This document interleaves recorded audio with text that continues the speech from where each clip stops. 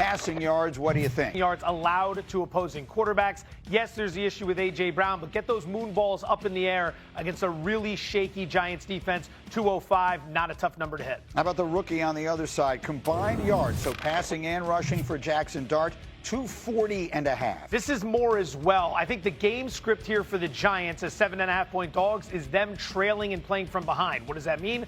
Throwing the ball often. What does that mean?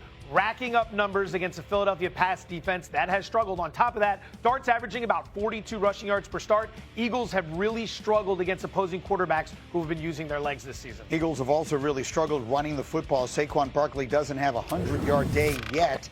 His total is 80.5 yards. Where do we go? Less. The books have not adjusted to the Philadelphia Eagles and Saquon Barkley in the year 2025. They're still giving you 2024 prices, which gives us value on these unders. He's hit this one time this season. He's averaging 52 yards per game. We're not putting it all on him. The offensive line isn't what they were last year. But for a guy averaging 52 yards per game to have a prop sitting in the 80s, that's an under bet for us. Remarkable. But anyway, that's our parlay. If you like Joe's picks, we're going to put them together for you. Over on Jalen Hurts, over on Jackson Dart, under on Saquon's rushing yards. It's a parlay at ESPN Bet Sportsbook. Look for the more or less featured parlay on the homepage and in the parlay lounge. Now, one of the storylines in this game is A.J. Brown. And, Peter, look, some things just kind of don't pass the smell test, right? He has the big explosive game last week. He catches the huge touchdown at the very end, finishes the game. Then all of a sudden, Wednesday and Thursday, he's not practicing with a hamstring. Yeah. What's going on? With a curious Instagram post after a first big game. So there's a lot of people putting together like True Detective, like, okay, what's going on here? I'm told it's a real injury, and he's just resting it, and there's still a very good chance to tip them off.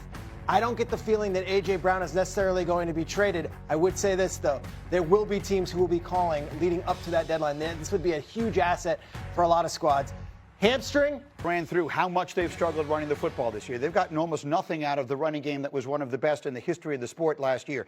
And we were talking this morning over breakfast. A.J. Brown's numbers last week look very good. And obviously, the 2 touchdowns speak for themselves. But they still weren't really featuring him in the offense the way we assume he wants. Yeah, only 2 plays, in my opinion, where they actually feature A.J. Brown. It was the sluggo at the end of the game on 3rd and 9. He caught that one. And also the outside post that he caught for a touchdown. Went to the right side of the sidelines and then threw it to A.J. Brown as well. So only 2 plays or 2 of his catches, I would say. Does this have to be the recipe? Like, Jalen Hurts played great. Yeah. And they actually have put more on his plate. Hembo gave me a stat earlier this week as far as percentage of the offense for a team. Jalen Hurts is right now #1 in the entire league. They're counting on him for a greater percentage of their offense than any other team is counting on their quarterback, which is the last thing you usually expect with him. Yeah. Is that going to be the recipe if this team is going to repeat? Is it going to be because they throw the ball and not run it? It has to be. You're watching, and Joe just hit on it. They can't run the ball right now, and it's not just because Saquon Barkley has taken a step back or anything of that nature. They're not blocking as well, so there is no area, and there's no room to run in that area. So they're going to have to throw the ball more. And I think as we talk about A.J. Brown and the trade deadline on the field and all that, so Schrags, I think to your point, yes, Howie has always acquired talent. If his hamstring is really hurt, that's one thing. If he's not, there's a lot going on that you start to question and say, hey, if it's not going to work, you try to get something out of it. It doesn't pass the smell test. Yeah. Right. And that's fair to question. And Eagles people might look at us watching it right now and text me and say, what are you doing starting this? Guys, it doesn't pass the smell test, and that's fair to say. Greeny, I struggled with this one all season long through 7 games, but after watching last week, I said, okay, I have to stop being boneheaded. Every single season is different. And what the Philadelphia Eagles did last year through the run game doesn't have any bearing on 2025.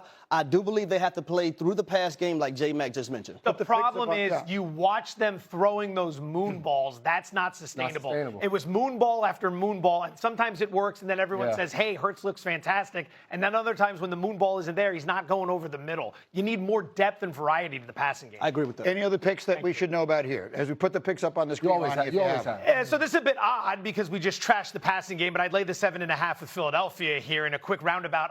Go back to 2000. This is an interesting spot. These two are meeting for the second time in 3 weeks. When you see that happen, the team that lost the first game covers the spread over 60% of the time the next time out because they make the adjustments where the winning team just assumes they can come out and do the exact same thing. Philly gets them here. Everyone here is on the Eagles, which means the Giants are a mortal lock. Okay. Next game involves another team from that division, the suddenly surging Dallas Cowboys. Dak Prescott hoping to finally get a win against the Broncos on Sunday.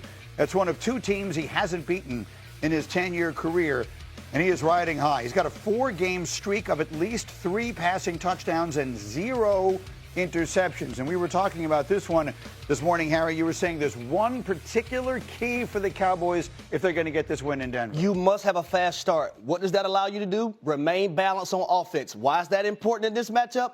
Who is the team that sacks the quarterback the most in the National Football League? The Denver Broncos. The last thing that you want to do is be one-dimensional versus that defense and that pass rush. So continue to be balanced, have that fast start, and I think the Dallas Cowboys will be okay.